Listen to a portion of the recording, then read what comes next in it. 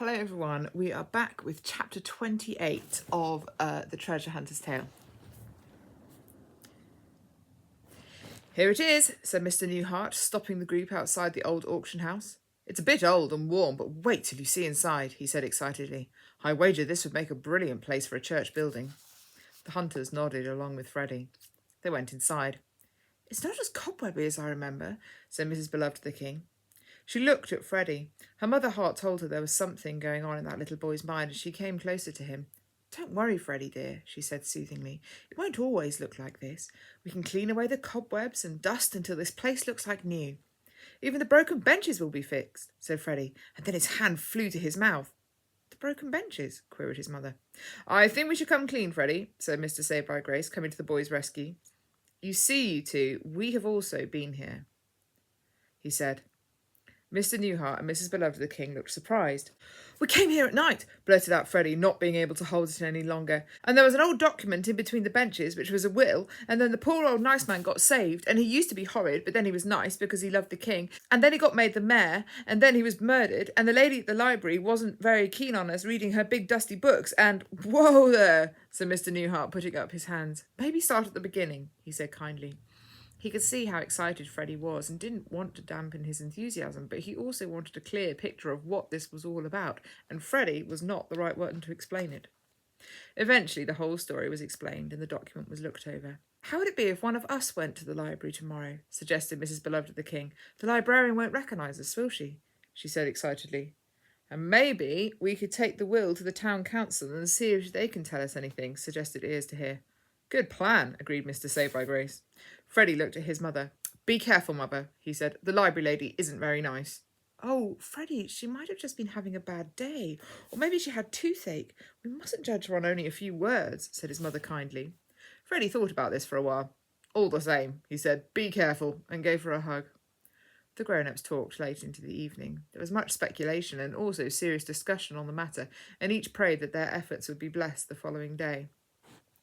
The next morning, Mrs. Beloved of the King took a shawl, as it was a little chilly, and made her way to the library. She left shortly after breakfast, as she wanted to return and report back before the gentlemen went to the town council. She walked up the library steps and felt a little shiver run down her spine. Pull yourself together, she scolded herself. Anyone would think you're Freddie's age the way you're getting nervous. The door creaked when she opened it, and she giggled despite herself. Well, this is it. Now for the scary library lady, she chuckled. She went straight up to the desk, and there was the lady.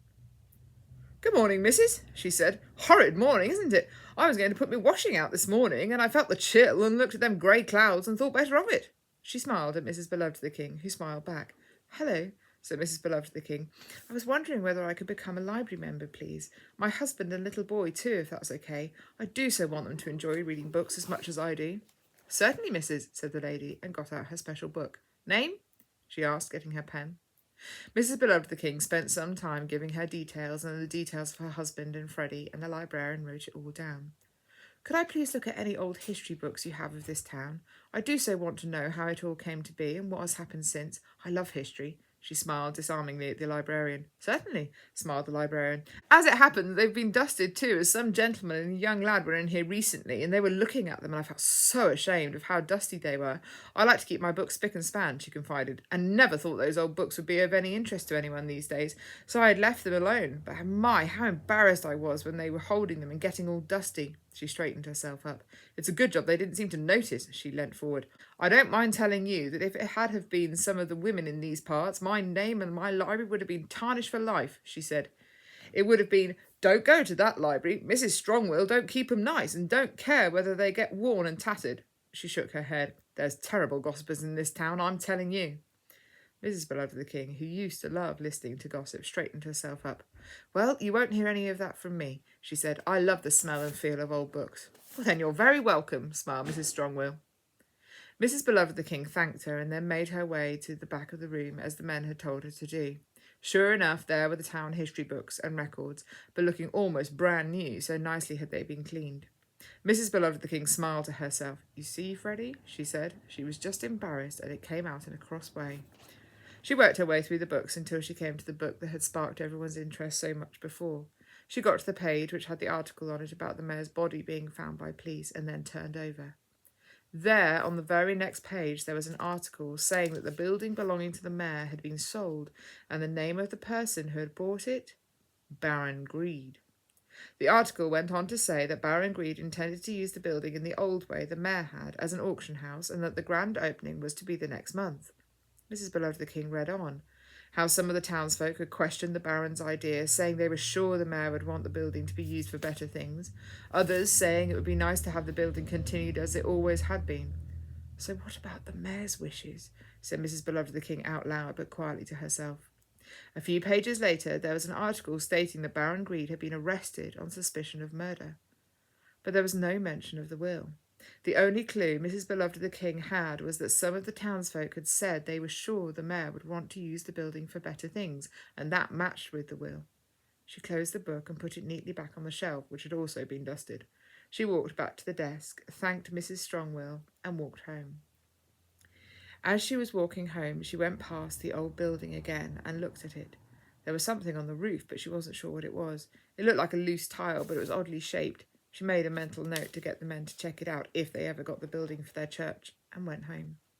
"She's back!" called Freddie from the gate of the house of bread. "Oh, Mother, how did you get on? Was the horrid library lady mean to you?" said Freddie, looking concerned. "Now, Freddie," said his mother, "I thought I told you not to judge too quickly." They went into the house, and Mrs. Beloved of the King told them about her time at the library and also about the roof tile. "You see, Freddie," she said, "Mrs. Strongwill was only a little embarrassed that you were looking at the dusty books and getting the dust on your clothes, and she felt cross with herself, but that came out cross with you." "I see, Mother," said Freddie thoughtfully. "Does that mean I was mean to her for judging her so quickly?" "It does a little bit, darling, but I'm sure she will forgive you. Just learn this lesson to not judge others too quickly." Freddie looked very solemn. "I will try," he said quietly. Mrs. Beloved of the King gave her son a hug. "I know you will, darling," she said in such an encouraging voice that Freddie felt quite happy again. "Now about this will," said Mr. Discover the Truth. "I think from what you found out this morning that this is definitely a legitimate will and that it could help us get this building." "Well, let's get going," said Mr. Newhart, getting his bag and kissing his wife. As he did so, he whispered to her, "I'll try not to be so judgmental too, for I was of the same mind as Freddie with that woman." Mrs. Beloved of the King smiled at him and tutted, raising her eyebrows, but in a loving way. "And now, Freddie," she said, turning to him, "we had better go and tell the children some more Bible stories, for we haven't done it for a while, and I'm sure they've missed us." "It will help time go by quicker while we wait," said Freddie. They all walked off together and then split up as the men went to the council building and the women made their way with Freddie to the town square.